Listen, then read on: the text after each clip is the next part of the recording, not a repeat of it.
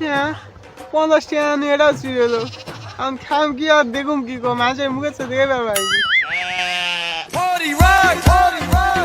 ভাই ভাই ভাই